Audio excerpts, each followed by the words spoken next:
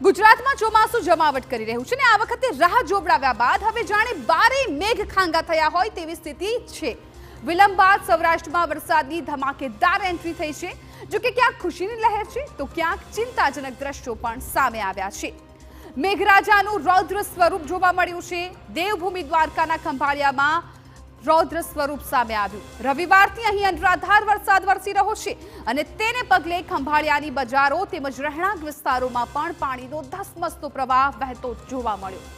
રાજકોટના અનેક જિલ્લાઓમાં અનેક તાલુકાઓમાં પણ ધોધમાર વરસાદ ખાબક્યો હતો।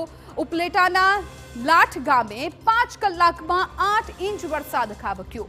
લાઠ ગામ પાણી થઈ ગયું હતું। અહીં ખેતરો પણ પાણીમાં ગરકાવ થઈ ગયા હતા અને આ તરફ પોરબંદરના કુતિયાણામાં પણ 5 કલાકમાં 7 ઇંચ વરસાદ ખાબક્યો, જેને પગલે કુતિયાણામાં જળબંબાકારની સ્થિતિ સર્જાઈ હતી। જૂનાગઢમાં પણ વરસાદની ધમાકેદાર બેટિંગ જામી અને વંથલીનો ઓજત વિયર ડેમ ઓવરફ્લો થયો।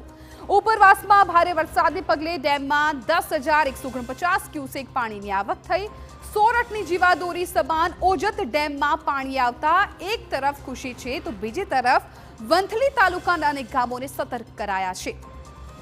સુરેન્દ્રનગરના પાટડી અને ધાંગધ્રામાં પણ ધોધમાર વરસાદ નોંધાયો અને પહેલા જ વરસાદમાં ધાંગધ્રાની બજારો જળમગ્ન થઈ ગઈ હોય તેવા દ્રશ્યો સામે આવ્યા।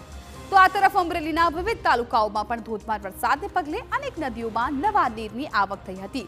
બાબરા પંથકમાં વરસાદથી કાળુભાર નદી તે બાદ ઢેબી નદીમાં પણ પાણી ભરાયા અને આ બંને નદીમાં પૂર જેવી સ્થિતિ જોવા મળી।